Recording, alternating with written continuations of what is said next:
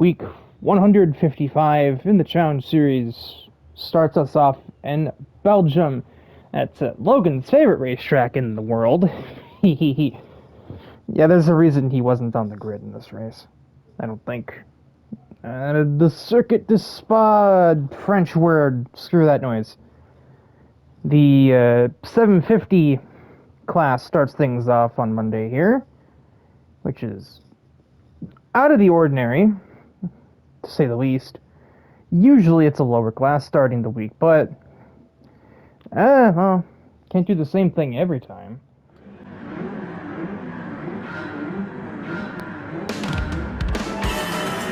A German front row lockout as we take the green flag from Spa, although Tomas Pager is looking very set on changing that, and he might be the leader by the time we head down Eau Rouge.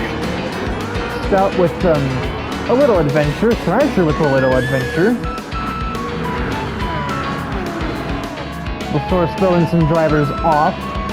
This is actually, I believe, Team AMT's test track and sort of home circuit.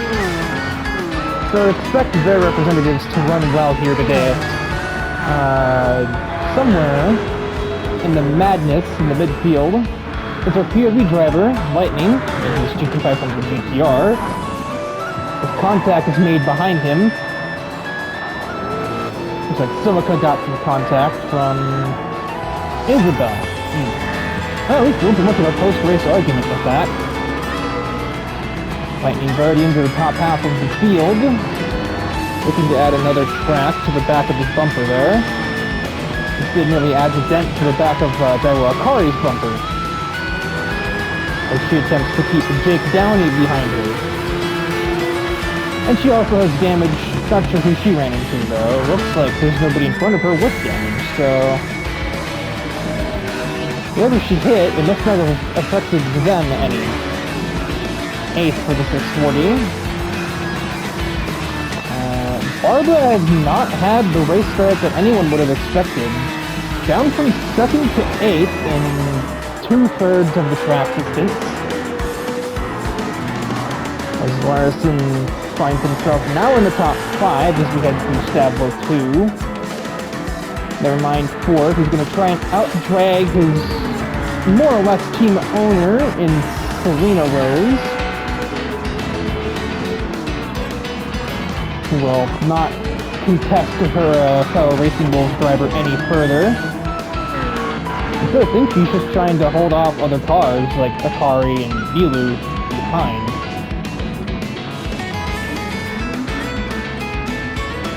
Lap 1 in the books. Katsuragi's going to try and out-drag Liza Stout heading towards the first corner. She's going to have to rely on momentum on the way out of the turn. Oh, that's not how you preserve momentum, going all the way out there. That's just going to give Lightning a free ticket to 3rd. Barbara is sliding even worse. And she's been run into as she tried to save the car. Battling with Willie to try and get back to 7th. Massive moment over the curbs and just uncontrollably slides into the front bumper of Kevin Bagstrom in the Z4.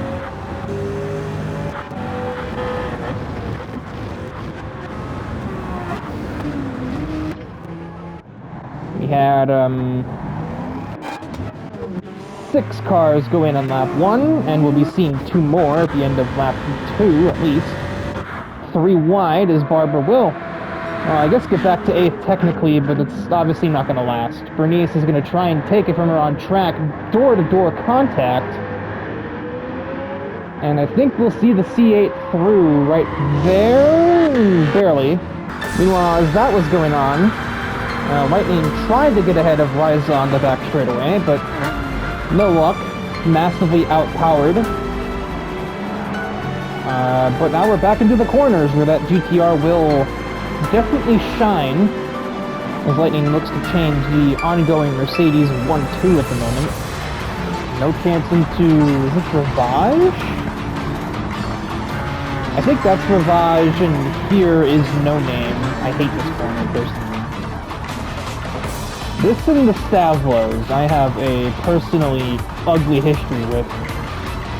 Logan outright hates the track. I want to like Spa, but man, Spa hates the crossover attack. Lightning Larson to the race lead, a sentence I've said many a time. And today he'll have absolutely no competition from Juan Santo, who is currently suspended for a week following his interesting driving standards last week at the roulette race. Running to the back of this very C8 Corvette 4 times in a 10-minute race, which is impressive in its own way, but also really not what we come to expect from a driver who has stood at the very top of the 24 Hours of Le Mans twice.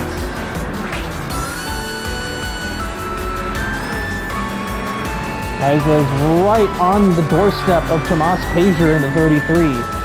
If you try and move at the chicane, that's a no. Pager a little wide. Raiza's trying to cross him over. Crossover attack from the 328. But the momentum is on the 33's side, so he will be safe for now.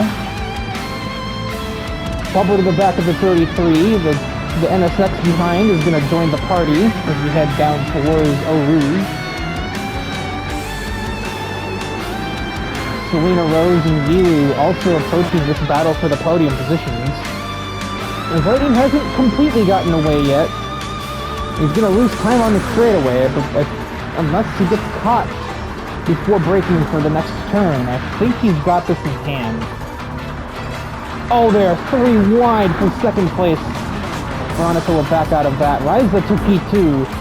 Pager getting mugged on the back straightaway. Never mind, not if he can help it. I've just noticed that Pager is somehow sponsored by 2 different suspension brands. I'm not really sure how that works, but sure. Bilstein and Tyne are both sponsoring that car. How did he swindle that? I don't know.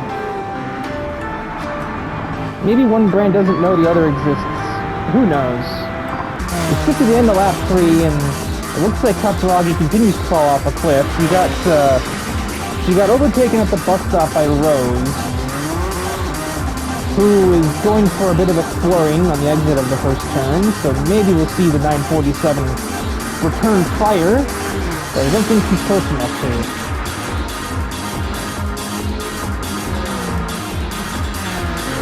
Larson has never truly escaped, and Raiza is definitely closing rapidly. Oh my god. I don't know, that's a telemetry bug. Still closing rapidly, but not as rapidly as we thought.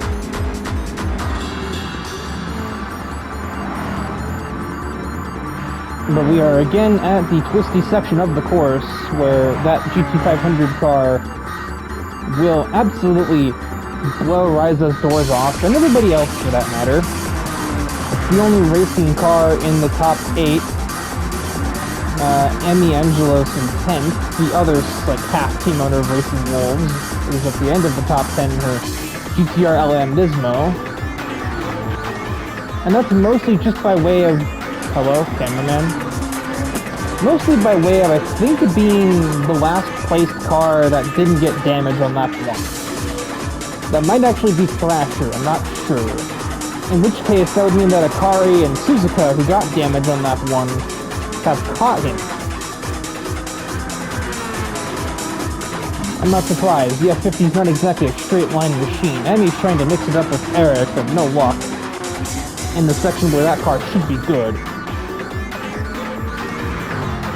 It doesn't look like anybody has anything to offer Lightning Larson in the number 640. One chicane stands between him and conquering the Ardennes Forest. And that wraps that up, folks. Add another track map to the back of that Nissan. Raiza will finish second, and Tomas Pager will finish exactly where he started. Noteworthy race from Selena Rose, who came from outside of the top 10, I believe, to claim 4th place in the 992 Porsche. But victory goes to her teammate Lightning Larson here from Spa.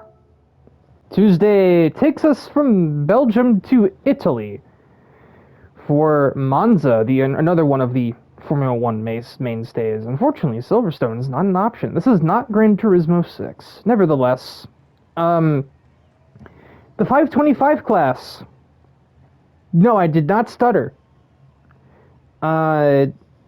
Though, to try and expedite things, and the fact that the cars aren't going very fast anyway, so what's really the need for them? Oh yeah, there you go. There's a good view. We are not taking the first chicane. We are completely skipping it because ultimately none of these cars are even getting over 220 kilometers an hour. I think with the top end, we'll see about 130 miles an hour, or 210. I don't think we're going to get any higher than that in the 525 class, so that's kind of the speed most cars hit Curva Grande at even after taking the chicane. And hell, if you're in Formula 1, you're still taking it like 180, 190.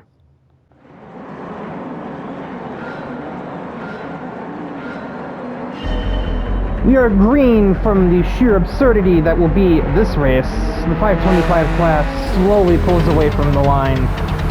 You just gotta love the absurdity of this class.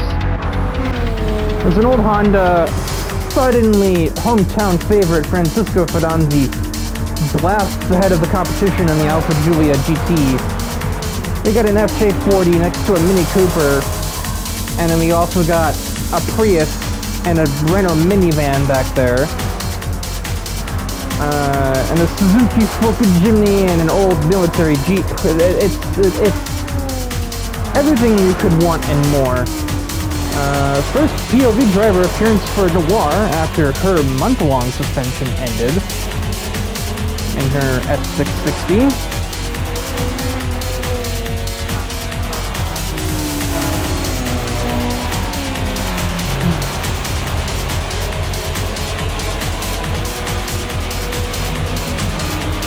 Mostly 2x2 through most of the field, although it's kind of getting single-filed out near the front. Francisco leads the way, I wouldn't say comfortably, but comfortably enough. Sounds like Alex Carson missed a shift there. I'm surprised that FA40 is keeping up with the pack here. Everything seems to be basically pretty much dead even. Not really any standout cars in a straight line in this class. At a theoretical level, this is probably the most evenly matched category just because every car is kind of samey. And because they're all so slow, it more so enforces driver skill to make up ground on the competition. That's a little mitigated here with this, especially this version of Monza being run. But nevertheless, it is still, true enough. Crossover administered on the number 11 FJ40. He's going to look at Kujikawa and he's going to clear her. And Noir goes from 20th to 3rd in one lap.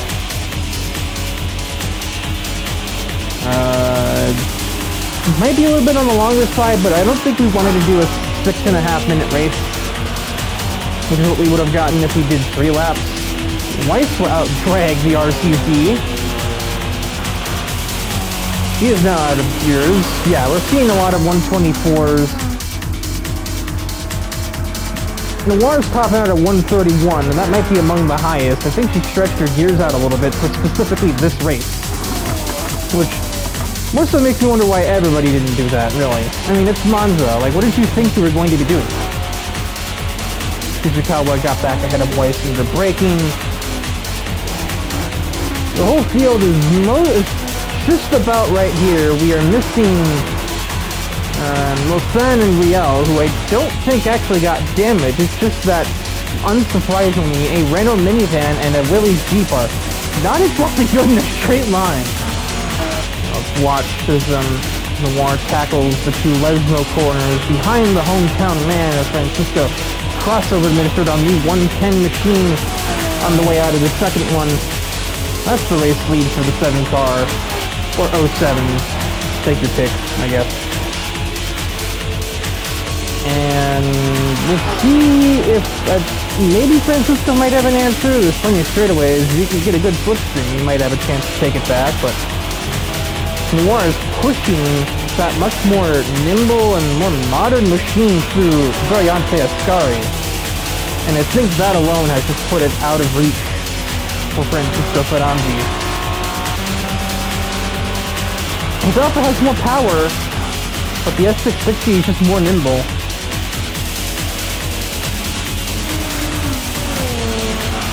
Joshua Riggs getting in on the action in the upper midfield, trying to find a way past that Jeep, basically. Yeets himself down the inside of the 11, has just basically mugged Melissa Weiss at Parabolica, and will get Fujikawa off the exit. Suddenly the S13 stocks are rising. Might get Alex Carson before we head down to turn 1. He's extended his gears too long. He's got another gear in that thing, and he's not going to get to use a whole lot of it as he makes the pass on Alex Carson. Haru Uehara is entering the picture as well in the Honda N1, as I vie for 8th with Silica is kind of the best of the rest in a sense. 5-car pack heading towards the other chicane, the one we are taking because we kind of have to. I can never remember the name of this one. Like Della Rosia or something, I think?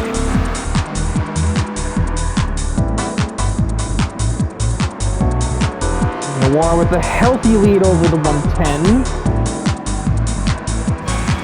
He's still in sight for the Italian driver, but not by a lot. Mitt called it a foregone conclusion by now, unless Noir makes some form of mistake. We'll see. I don't think Joshua Riggs is going to get up to him either. It's quite a distance for one lap of racing, even if it was a very long lap. Weiss defending from the 64 of Uehara, who's going to use, again, the more nimble car. Trying to take her all the way around the outside. Does the 64 have the better exit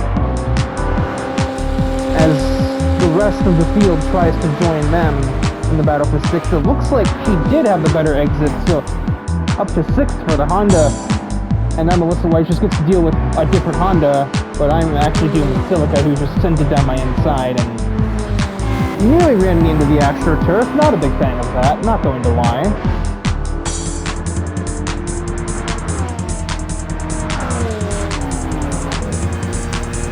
Get an onboard view from Melissa Weiss, using what little slipstream this little Jeep can make out of.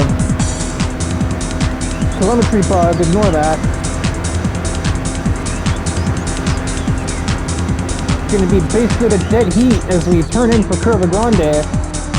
Silica is approaching them rapidly. That's the second highest top speed we've seen here, 127.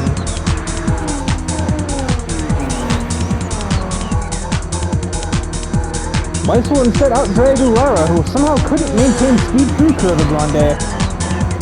No, it's not a telemetry bug. That was actually 131. Down the inside goes the 64.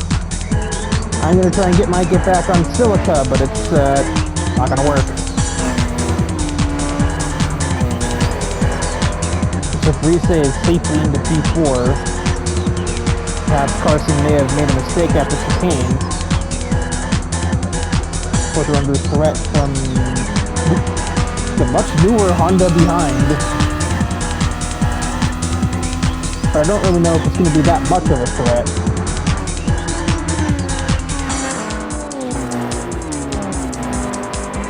Silica try and tackle the FJ40. Don't think she has what it takes though. Weiss defends the inside. Silica's gonna take the challenge. Around the outside goes the Daihatsu Koppen. Smooth as butter from the 410 machine. Only Parabolica remains though for the Honda S660. That's led the second half of the race.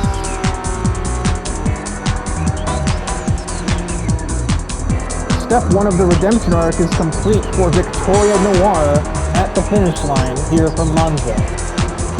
Hometown hero grabs P2, starting 5th on the grid, and Joshua Riggs climbs from the bottom 10 to find 3rd.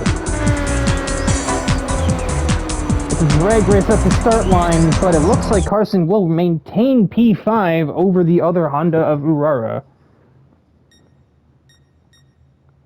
And Silica held off for 7th, though I don't think Weiss was close enough to really say she was challenging her, no.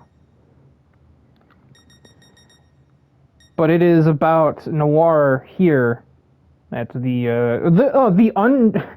unchicaned Monza. You know what? Fuck you. Monza is your autodrome. Wednesday takes us to the home track of the Challenge Series, Fuji Speedway. We are all over the grid. We went from the fastest class to the slowest class. Now we're shooting back up to the 715 class, the second quickest class in the series. How many times did I just say class there? It was like 5. Yeah, more 715 action up ahead. And I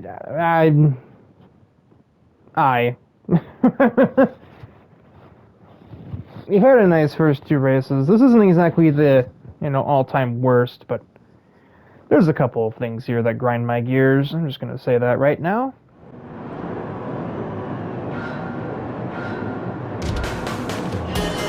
Away we go from Fuji's. The telemetry just shows us that our POV driver, Risa Stout in the SLR McLaren, actually launched her car in 2nd gear.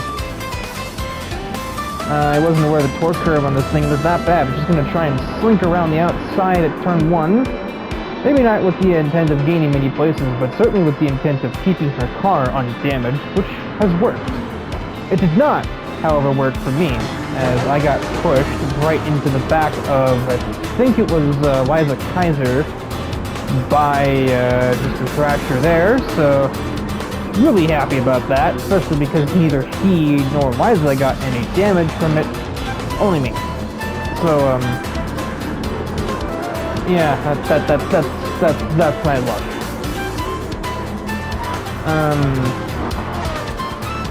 Meanwhile, already moving to the lead from 4th on the grid, the return of Bert Wheeler, which probably shocks more than a couple people.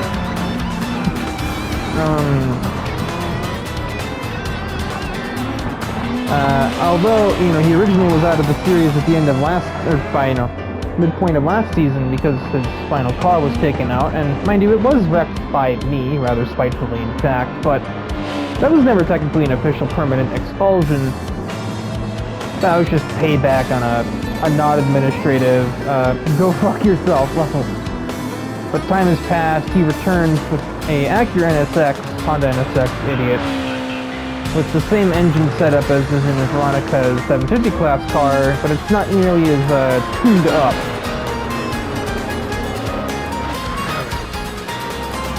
We are 3 wide at the line between a trio of AMT cars. Yuzuha really losing out on that straightaway in the Group 3 package, as Logan is going to take a 3 wide with the other remaining 2 Team AMT cars. I really don't like the sight of Logan being near anybody with that nameplate on their car, but he's near 3 of them right now, and I imagine the only thing keeping him honest at the moment is knowing that fellow admin and equally blunt straight man Tyler McIntosh is right behind all of this, actually more so in the middle of all of this, as he's trying to keep Yuzuha behind him, because he has a massive tank slapper heading into the second hairpin here, but keeps the Corvette going in the right direction. Risa has a run on Cool heading down to the hairpin. No, she doesn't. Gets barged off of the racetrack, and luckily there's a ton of escape road out there. But, yeah. Gets a run on him out of, like, a really nothing burger turn, but Logan just had zero interest in letting that McLaren be out there. You can just see with how little space is between him and the curb there. You don't fit a car there, and he was never intending to let her fit one there. And off she goes. As we see this from Risa's point of view, she doesn't get all the way out of the steering in time.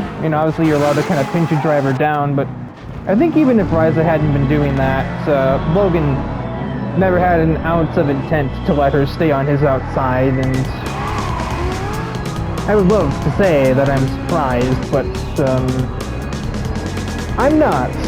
I'm really not. It was only a matter of time between these two teams, especially when Demon Sports is involved, that haymakers were going to get thrown, damage totals were going to get racked up, and chaos would be sowed. I'm honestly surprised it wasn't worse. Logan didn't pick a more narrow part of the track. At least Reza had plenty of time to gather the car back up and get back on the road. About the only mercy she was granted there. In other news, Taro Catano dives down the inside of Lily Rose, his teammate in the C7-powered first-gen Corvette. Yeah, I bet our little admin friend is really ecstatic that Burt Wheeler is kind of commanding the race at the moment. Got a much lower aero setup than Veronica's 750 class car, probably because it doesn't need as much aero, because it's not running as high power. I think that's a different turbo kit, I think it is. I think. Taro and Lily both slide out of that hairpin. Riza's back on the track with some front damage, aero and suspension, but she didn't pit for it at the end of the last lap. She was very clearly not planning to pit at all. I almost hope for the sake of everybody involved that she doesn't get up to Logan.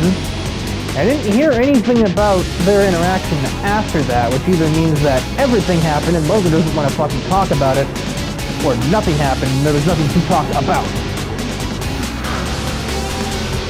Rides up to the back of her teammate, AMT's newest recruit, Yuzuha there, the bug. Easy pass for a supercar versus a Group 3 machine.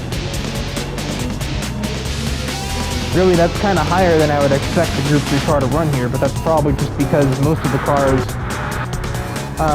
yeah, I think literally Yuzuha is the last running car that doesn't have damage.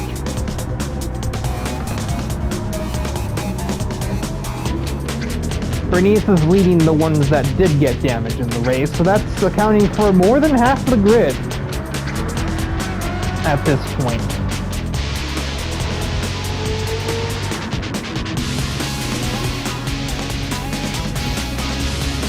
Really a dramatic twist of fortune. We got Demon Sports running like 3, 4, and 10, but Bernice is doing literally the best with what she's been given in this race. And then also literally running in dead last with Winter Rose.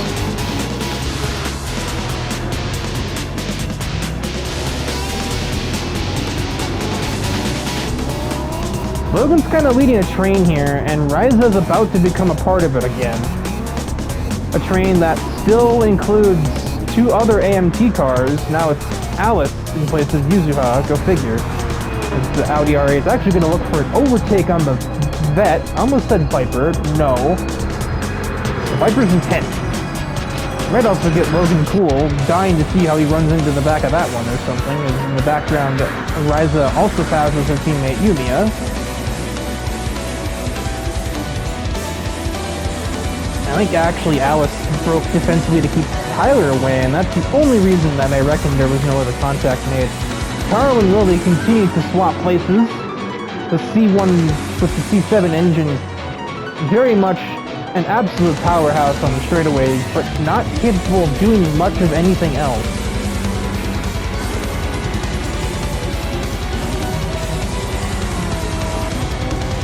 Riza's up to the back of Logan, in case you couldn't hear. Riza gets up to the back of Logan and just...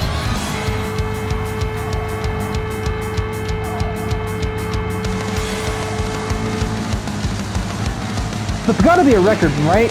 Longest continuous horn press? That was like a solid 10 seconds of just beeping at the man.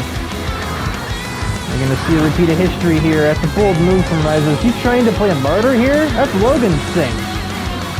But she, as somebody with the head attached to her shoulders, is going to simply overtake the Camaro and cause no further complications to the matter as a whole, not further complicate the rivalry, and thankfully not further complicating our fucking job!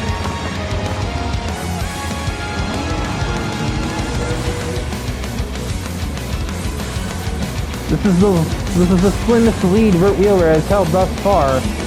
That is not a safe lead as we run about a half mile from here to the finish line. Taro is rapidly approaching, and Lily is approaching even quicker. It's gonna be Burt Wheeler at the line, but not by much. Lily Rose is going to steal second from the Mustang driver at the last gasp. Same story goes for Riza, who will steal P5 from Tyler at the last minute.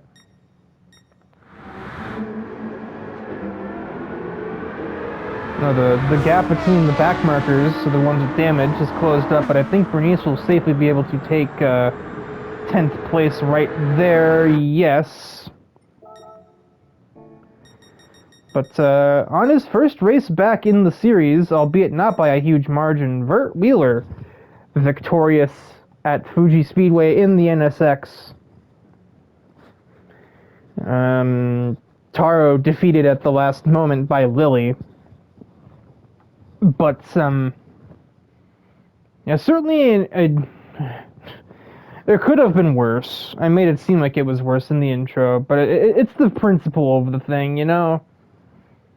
The admin team shouldn't be doing that in the first place.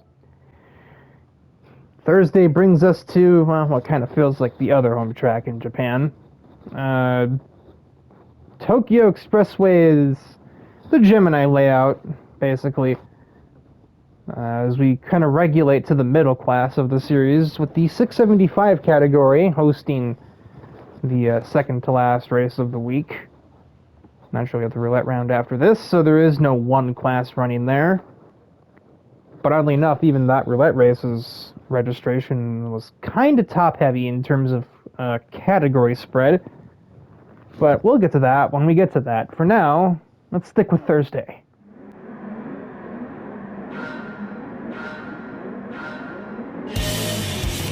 Green from Tokyo Expressway, and a very lazy start from the POV driver of Honoka.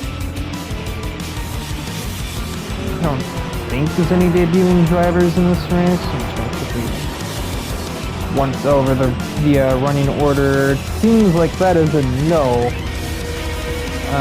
Lot of former school idols in the track. I guess it makes sense. Obviously, Mercury was my team, you know. Everyone but me kind of lives here, so it makes sense that a lot of them would be tackling in this race today. You see Ellie tried to make a move on Thrasher into the dockyard section, but Thrasher wasn't having it. Let's see. And even not being from Japan, I still race from the expressways a lot. In and out of the series. And I can pretty much freely admit that now, that the government regulation has changed. Which is really fucking convenient for us as well as for everything else that happens on this expressway these days. The chaos of the tunnel section, Honoka leaves it in P10, kind of snaking her way in front of Harvey Holt in the Cosworth. And Mika Harris is missing the braking point, smacking that GT40 directly into the wall. At least these are going to crash, too. It's right next to the pit lane.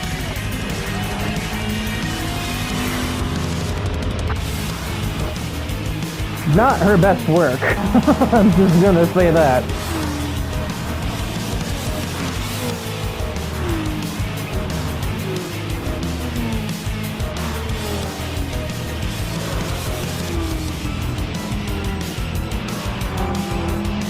Single file for those little, there's a condensation S's there. I believe that's condensation down there, I think.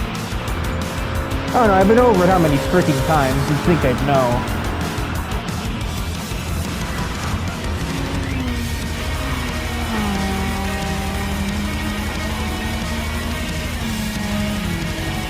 Yo just gets absolutely dusted off the exit there. I'm attempting to duel Countach in a straight line. That ends predictably. RX-7 not really going to do much for that.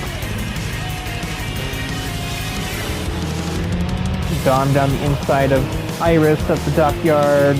Not happening there. Iris shoots it wide to maintain momentum and stay ahead, not stick the landing. What? really good docks from Honoka just allows her to blow right past me. I was trying to adjust my line because I thought Dom and Iris were about to fight too wide through there, and then they just did not, so I was a little bit fucked up by that. Around the outside for the 370, does she cross up the Sierra? No, because she's not actually that close to it. I thought she was closer than that. Silly depth perception. Oh, she's close now, holy shit. I thought that was contact for a second, but no. Does Aspinall send it back down? Yes, she does. I don't think it's gonna achieve much, though. The 370's will get back on the gas earlier and be on its merry way.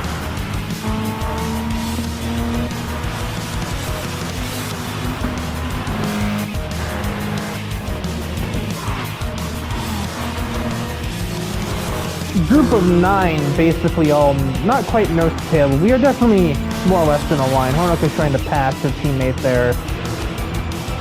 Trying to get inventive and shit for some reason. I don't know why. Just get a better run off the last turn and pass her. 911. It's not really that quick on a straight. Not those models anyway. And now Dom finally gets clear of the 299 car. And me and Ryza battle through turn 1. I'm stuck on the outside. There's not a lot of hope for me out there.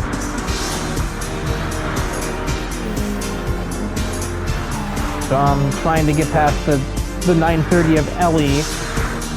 The latter of whom defends the inside. They make slight contact, which was interesting looking, but Ellie maintains 4th. I feel like it's only a matter of time, though, that Countach is fucking fast, in a straight especially. Honoka's got the 2 leaders more or less in her sight. Hanamaru glued to the taillights of that R32, but she doesn't seem to have the speed to do anything to try and take that lead away from Thrasher. Literally glued to it now. And here comes Kosaka. Never mind, not super on the outside. That gets covered off rapidly. They are 3 wide. No, they're not. Depth perception again. Honoka down the inside of Kunikita. Gonna probably get the M3 off the exit. Yes. Looks like we'll be having a Nissan versus Nissan battle in what should be the near future. This time it'll go cleanly. Who's that line directed at? You be the judge. You saw the last race, but Logan's not here either, so... But even though Ryza is I think the only AMT car in the race.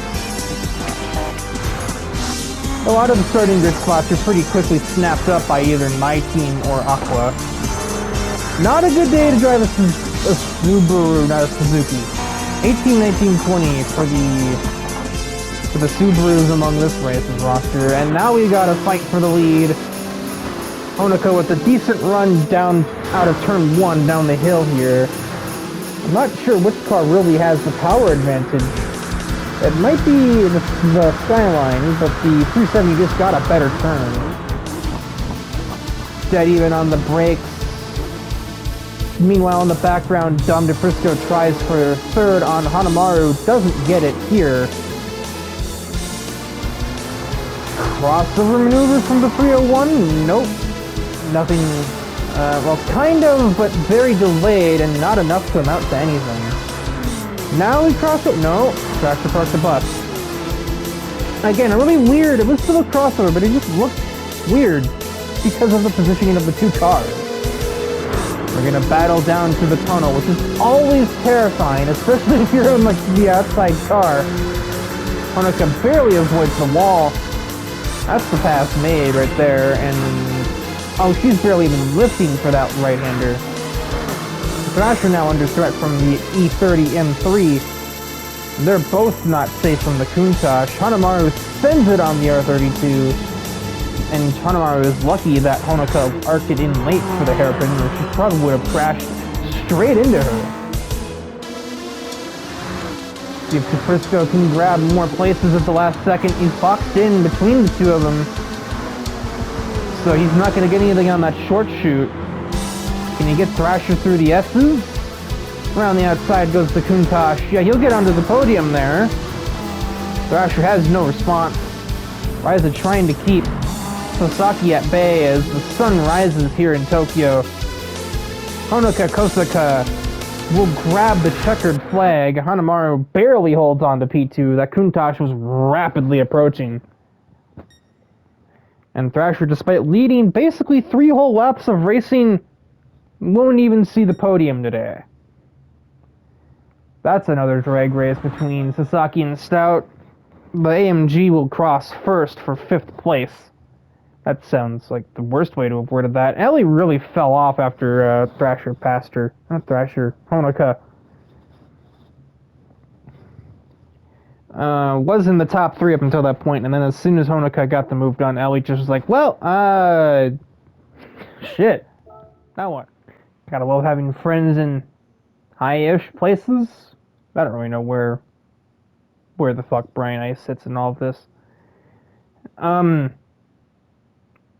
Anyway, Montreal makes another appearance on the Challenge Series regimen.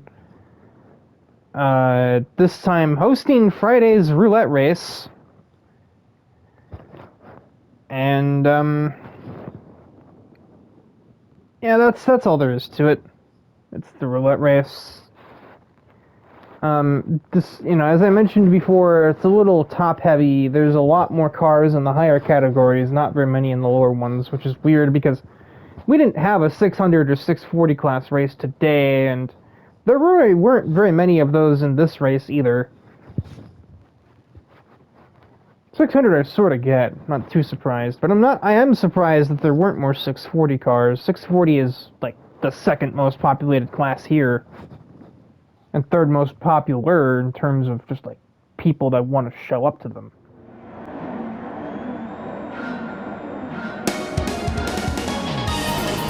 We are green from Montreal Circuit, CGV, at the tight squeeze for the POV driver, Maki Nishino, for the 2nd day in a row, getting dumped by Maya O'Brien. No, that's actually a Kenny. Never mind, I'm blind. O'Brien's not in this race. She was in the first race on Monday as a C6, but she's not here. It's basically nighttime here at CGV. For the 2nd day in a row, a Mercury Racing driver is the POV driver of the race. First Honoka, and now Maki, who's already into 11th in her 750 F50. Sounds kind of funny to say that way. As Hansen fits the Murcielago into a space that wasn't really meant to fit a Murcielago into it. A new driver makes their appearance here, running under the recently reformed Megalith Motors, is Anastasia Koroleva. Koroleva, I think it's Koroleva.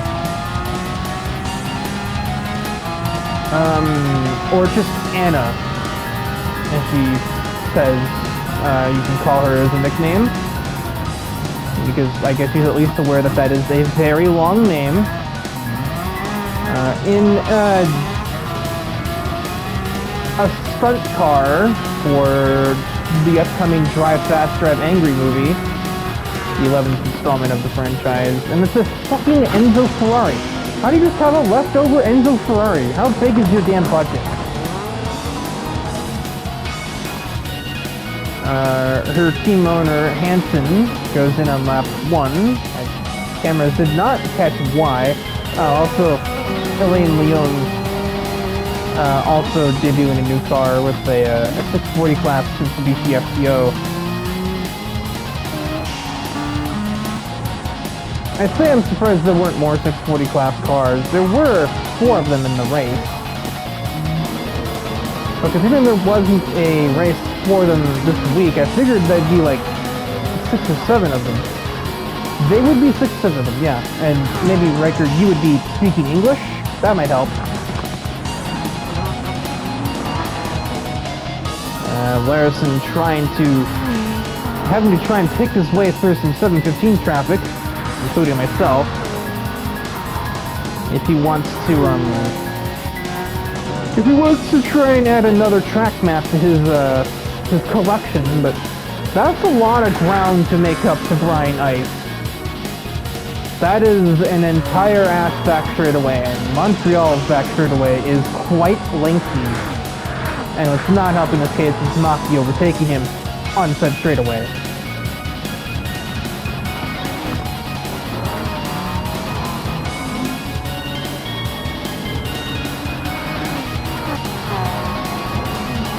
I would probably just move for Maki, but I didn't really want to lose too much time because I'm trying to catch Boot Wheeler for the class lead.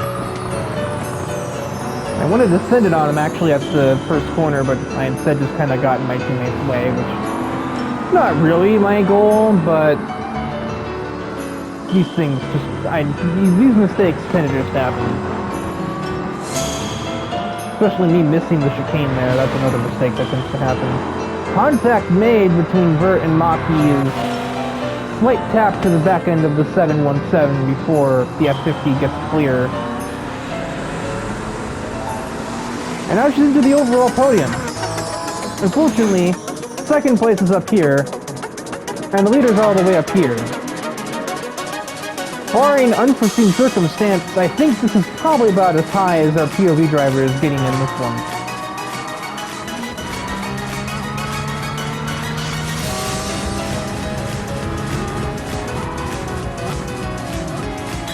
Okay, I just kind of had a dumb moment there where I was like, wait, does Maki have a number on her car? Yeah, it doesn't stick out very much, but it's absolutely there.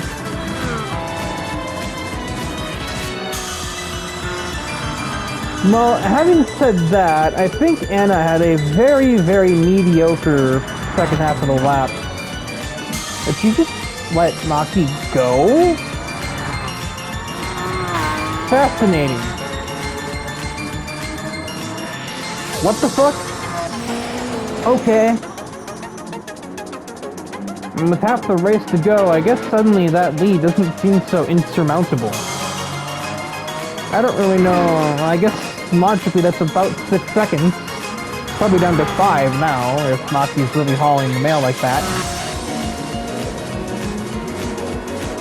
I wonder if maybe Coroleva let Maki go in the event that maybe she'd go and take the lead from Brian Ice. If she is on the warpath to take the lead from Brian Ice, God fuck.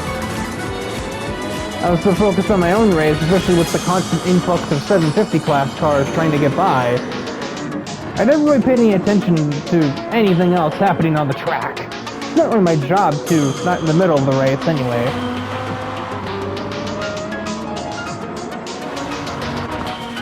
I mean, where I'm attempting to battle Vert Wheeler, but it keeps getting interrupted. As here comes Barbara Page and Wayne Hansen, the latter having to look down the inside at the third chicane. No dice, instead a little bit of dirt on his tires. The battle for the lead is going to happen after all, with about 3.5 minutes left of racing to do. And Maki is officially on the back of the Murcielago. Much better exit, but not enough horsepower to do anything with it.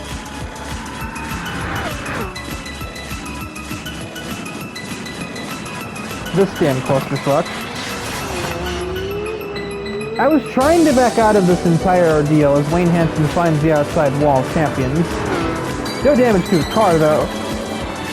I wanted to back out of that, but those two were so even on the brakes and they broke so early. Oh, plummet to the back of the 55. Wayne Hansen moment, certifiably.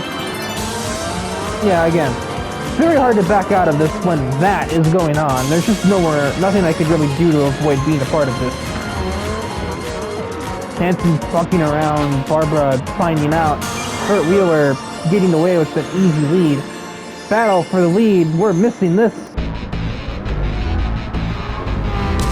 That looks like a much better exit for Maki, heading out of the first chicane. Sweeps around the outside of the Murcielago. Does the move stick? so it seems, but the Murcielago is going to have a clear power advantage on the straightaways to follow.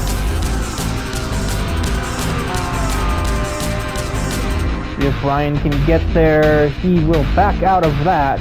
He probably could have gotten alongside if he felt particularly sane, but not today. We're about dead even on the exit of chicane number 3. Maki a little later on the brake, but Brian's brakes are just overall weaker, so he closes the distance anyway. The slipstream here should probably propel that Murcielago back to the lead.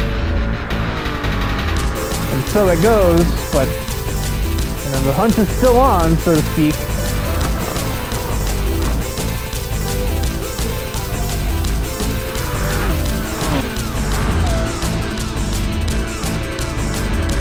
Meanwhile, as Hansen continues to try and pass Barbara, now they're both going to have to pit.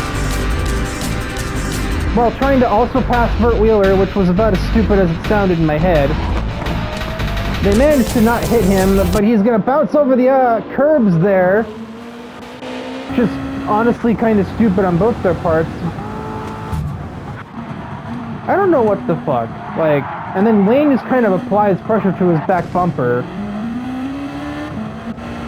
I can maybe see that's a misjudgment from Barbara. She tries to clear herself. She probably would have been clear if she didn't have that parachute from the damage. Aldridge didn't actually damage Vert with that collision, but Hansen just smacks Vert in the back and forces him to brake late for avoiding action, and he just hits all of the curbs. And even if this is coming to the white flag, that's the kind of damage you've got to fix now, or it will be unfixable later. We're going to head back down to the second chicane with the leaders, this time a little more in Brian's favor. Barging the 304, out of the way, Maki making her disapproval heard to the Canadian driver. Sounds like lap traffic may soon play a factor. Leung is not very fast in that FTO. Only about the short shoot between the third chicane and the hairpin away. There's the distance between them, so I guess keep that in the back of your mind as you head to... You should be able to take one more lap for the race leaders here. I don't know about anybody else getting to it, though.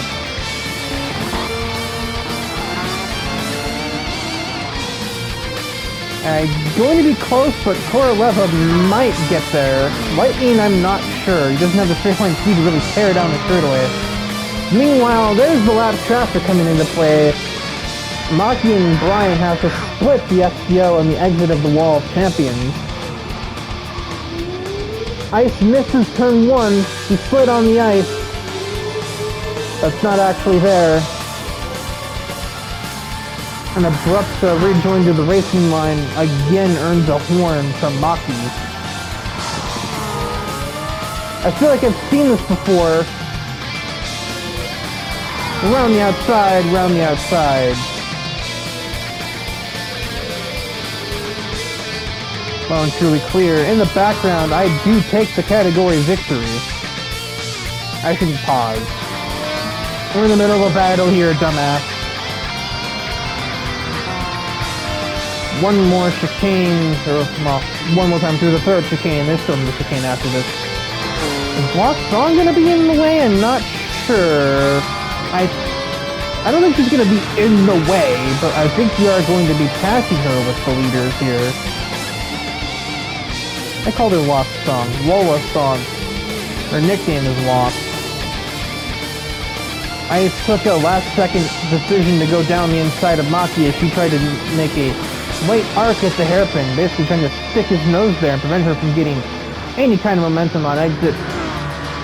Move is done, and Ice should be able to just take off. Song moves out of the way, leaves the left lane open for the leaders. Ice defends, Ice forces Maki off the track, they're banging off of each other. And we're going to come to the finish line, and that Murcielago is going to have an obvious power advantage.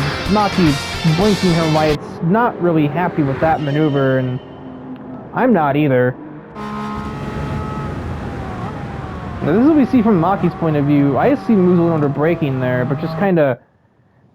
I mean, like...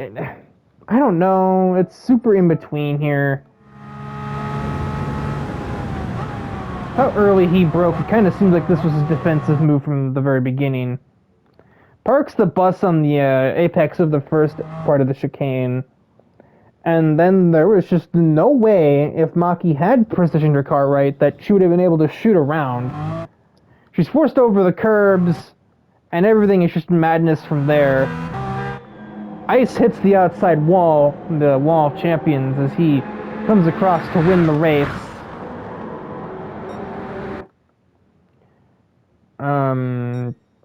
As I mentioned, I end up winning the 715 category, beating multiple 750 cars that got damaged along the way. Vert really should have had it. I'm not even going to lie. What is this camera doing? Oh, he's in the pit lane. Really disappointing run for these three who are 750 class cars, not even finishing in the top 10. As I said, there were a lot of 750 cars. Haru Urara will get her first win, the category win in 675 over not exactly small fry competitors with Suzuka and Tokayama. And Whitney Velvet is going to win in the 640 class, beating multiple cars in categories above her that got damaged throughout the race. So, Velvet, Urara, myself, and Brian Ice, your category winners in this interesting roulette race. But that is 155, done for.